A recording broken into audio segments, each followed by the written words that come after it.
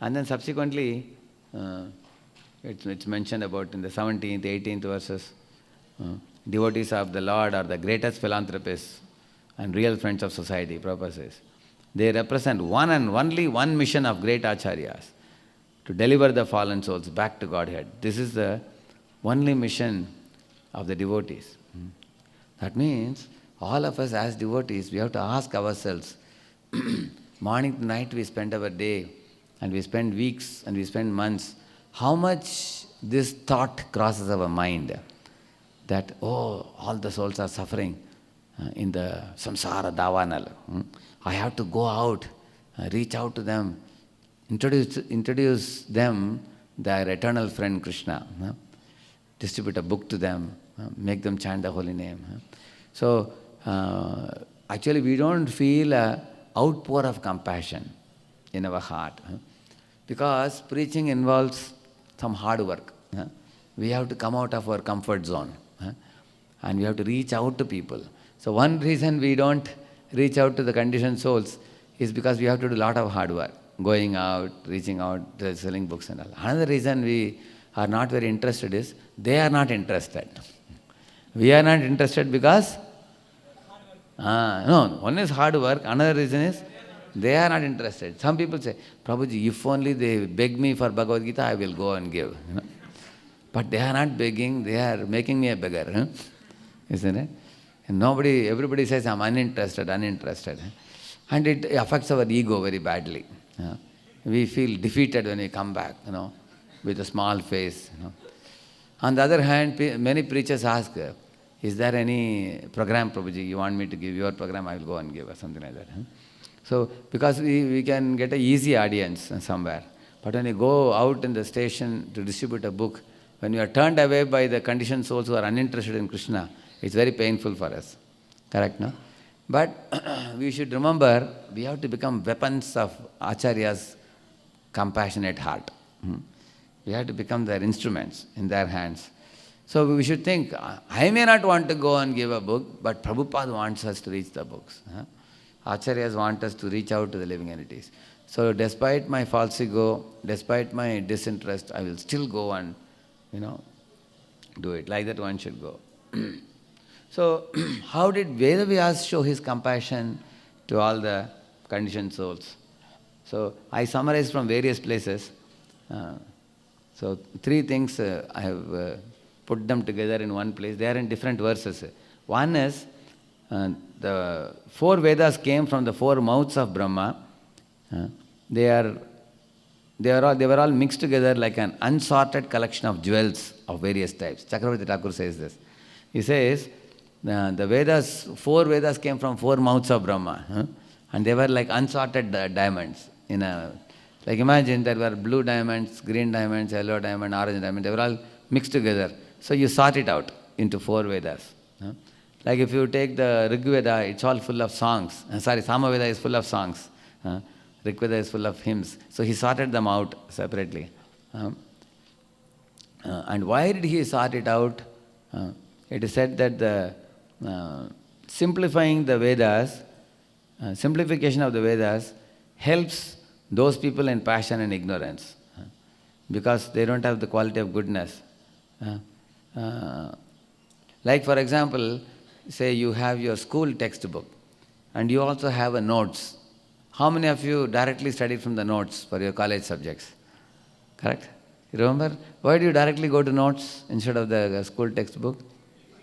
Very easy. Question, answer. And they'll give you university questions also, in brackets. 5 times it has come in university. Correct, no? So they make your life very easy. Similarly, Vedavyas also took the Vedas and he divided them into 4 and he gave it to different disciples. And then they further processed it. And they made it more and more simpler and simpler. Just like now, Bhagavatam is difficult for us to study. But Gauranga Darshan Prabhu has made Bhagavat Subodhini. Like that only. How many of you feel life has become more easy for you now? Hari Bol. That's what Vedavyas also did. Similar kind. Now you understand it easily, correct? Yeah. Now not only this, he is having many other devotees through whom what he is doing is further preparing materials based on Srimad Bhagavatam. He is making further and further extracting, like it's like a gold mine. Go to gold mine and extract, and make it easily understandable, available, ready-made, like shloka book. You can carry in your pocket. Wherever you go, you can utter a shloka from Bhagavatam. Remember it. So in this way, Vedavyas compassionately made similar facility for them. Another thing is, Stri Shudra Dvija Bandhu Nam Shruti, what is that verse? Na Gochara, it comes, no? There is one verse. See, the Stri, the women, the Shudra, the Dvija Bandhu, 25. So those people, what was happening in Kali Yuga, they were only undergoing one yajna, which is called Vivaha yajna, that's all.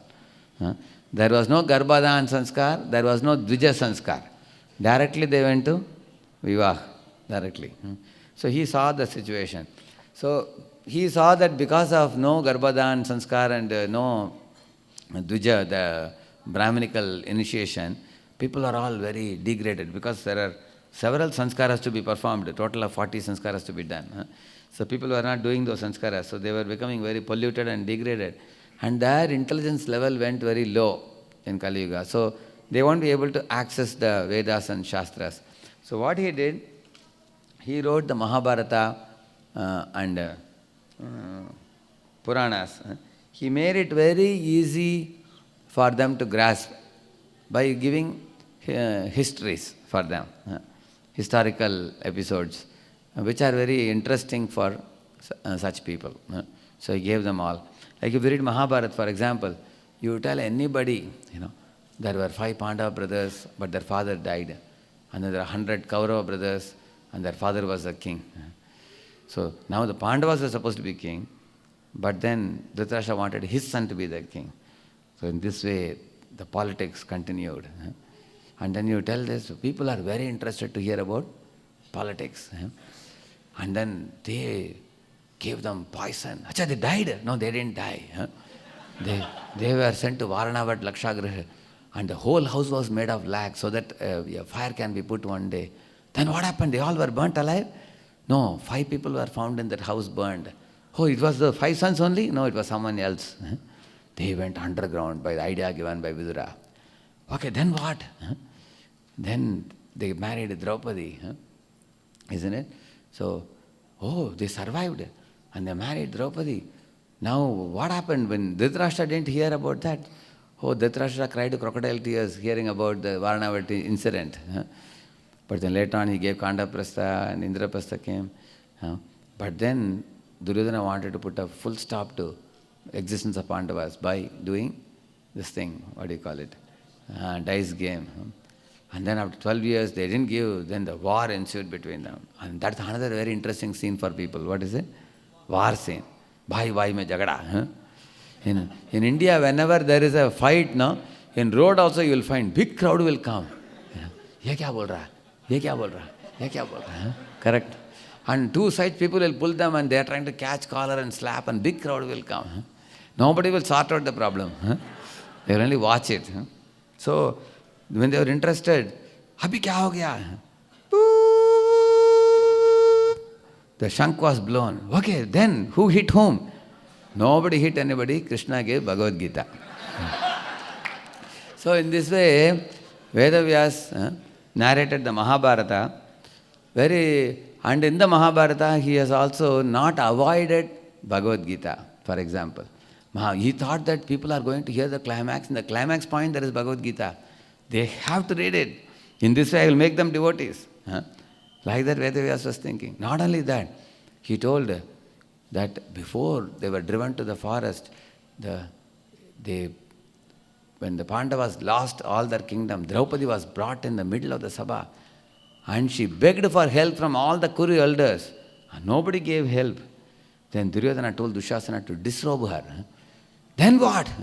Yes, Dushasana went to disrobe her. He caught hold of her clothes. Then what happened? Sometimes in a movie, two scenes are very famous. One is a stunt scene, another one is rape scene. In movies you have seen that? So then Draupadi is going to be disrobed in the public. People may show great interest.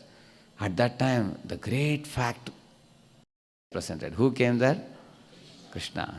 who always protects his devotees. Krishna came and gave unlimited sari.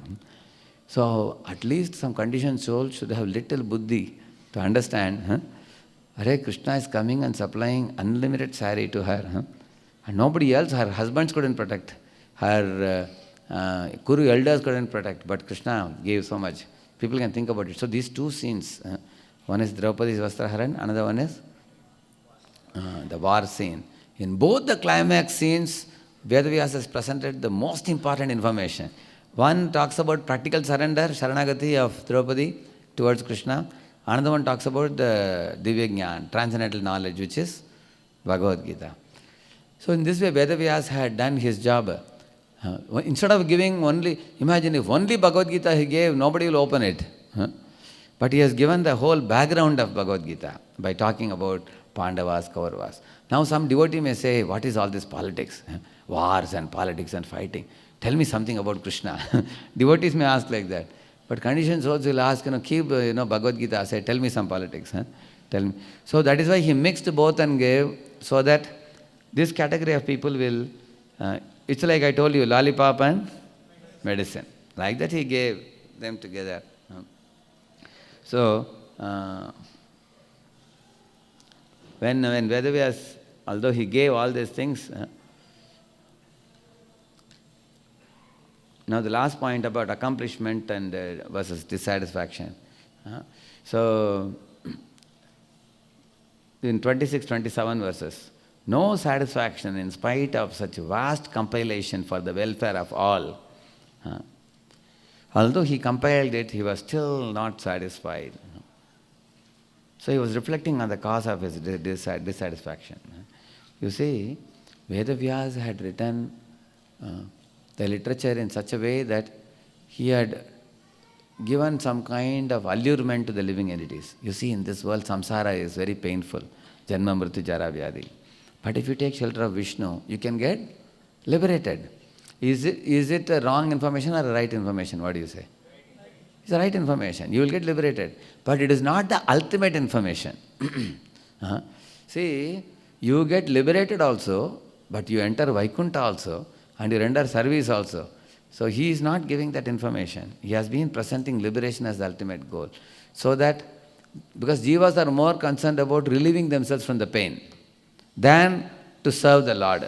So he has given only partial information. But in Gita, Lord Krishna says, Janma bandha vinir mukta padam gacchantanamayam. Two things he is telling. You become free from material bondage and enter into kingdom of God. So Vedavyas did not pay much attention to that kingdom of God entering. He told that the jivas, you can become liberated if you follow this. So this is one thing he had propagated. Another thing was, in order to allure the living entities to take up the religion, just like we do sometimes. If you come for our weekly program, we will give you a free study seminar for you, study tips seminar, time management seminar, all that. We give like that. So, in the same manner, Vedavyas thought that I will write the Puranas with all the demigods, glorifying if you worship this demigod, you will get this benefit, if you worship that demigod, you will get that benefit. All that I will do. So that also I had written very elaborately. Imagine you zoom only on Brahma, how much you can write. Zoom only on Kartikeya, you can write a lot. So he had very elaborately explained in the Puranas about the various demigods and the material benefits one can derive by worshipping them. And this is one thing which is going to distract the living entities too much. This is another thing. Third thing, in Mahabharata, Vedavyas glorifies truthfulness, honesty, these kind of qualities to be very great. So he highlights many of the mundane moral qualities as being very important. Like for example, Karna is a Danavir. So it's so much highlight in Mahabharata, glorifying him for being Danavir. But the actual point is, he didn't take shelter of Krishna. That should be highlighted. You should show people that this fellow, despite his being Danavir, he didn't take shelter of Krishna. So similarly, Nala Damayanti, they were very virtuous and pious people, but they were not godly. They were not pure devotees. So this kind of glorification in the Vedic literature, where you glorify mundane quality of somebody, that also distracts the living entities, because then the living entities will think that I also want to be like him. They will pursue mundane qualities and they will leave the Supreme Lord aside. So there is one verse Vede Ramayane Chaiva Purane. Sorry. What is the next line? Purane Bharate Tatha Adye Madhye Cha Ante Cha Hari Sarvatra Giyate. So this verse says Vedas, Puranas, in Bharata, Vede Ramayana Chaiva. Vedas, Ramayana, Mahabharata, and Puranas, and all these things, Hari Sarvatra Giyate. So before Hari Sarvatra Giyate is saying Adye, Madhye, Antye, which means in the beginning, in the middle, and in the end, Lord Hari is glorified. But somebody may say, what about the beginning and middle, in between portion? What about the middle and end, in between portion? So Sarvatra word is using, Sarvatra Giyate. So tomorrow we will see if Hari Sarvatra Giyate is true with what Vedavyas wrote in all these literatures, then why did he not become satisfied? Why did he become despondent? What was lacking in that? So this question will become more clear in the next chapter tomorrow. Srila Prabhupada ki